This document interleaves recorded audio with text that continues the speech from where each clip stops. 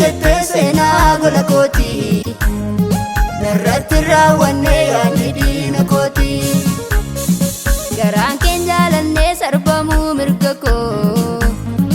ariifattee dhuftee naqaabdee harka koo garaan keen jaalannee sarbamuu mirga koo ariifattee dhuftee naqaabdee harka koo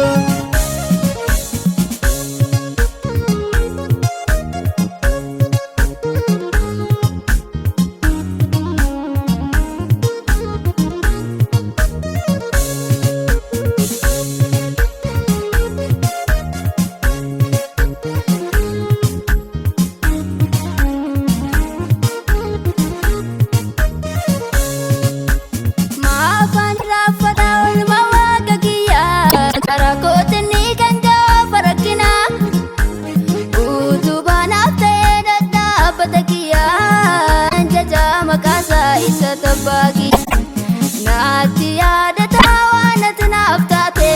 dhiiga cobsitee anaaf rarraafamte fuula kootiin baduu ati naaf taate seenaan dagatamne natti taabbachite fuula kootiin baduu ati naaf taate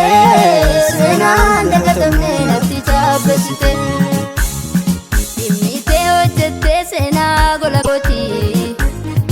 narratti raawwanne yaadni diina kooti dhimmite hojjette seenaa gola kooti narratti raawwanne yaadni diina kooti garaan keen jaalannee sarbamuu mirga koo ariifattee dhuftee naqaabdee harka koo garaan keen jaalannee sarbamuu mirga koo ariifattee dhuftee naqaabdee harka koo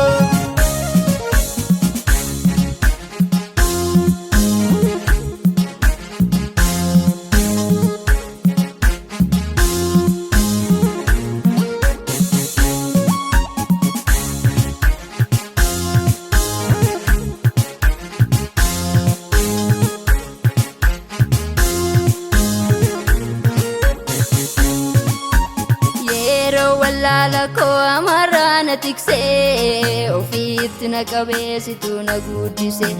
yeroo wallaala koo amarraa na tiksee ofiitti na qabeessitu na guddise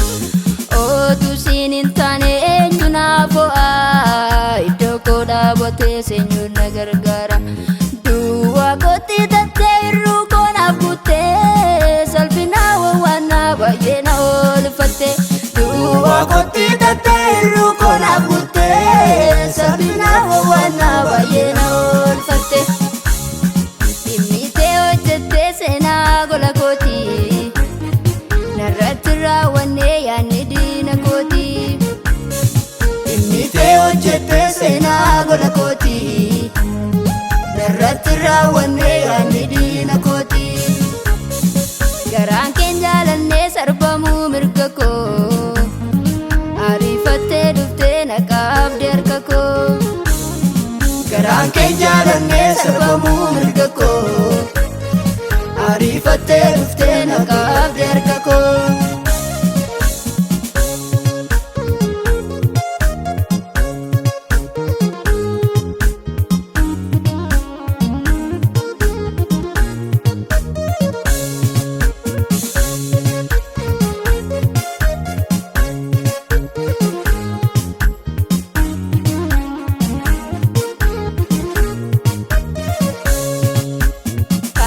akka keen jiru mitu garaa koo ulfaadhu yaa Yesuus abdiin kan koo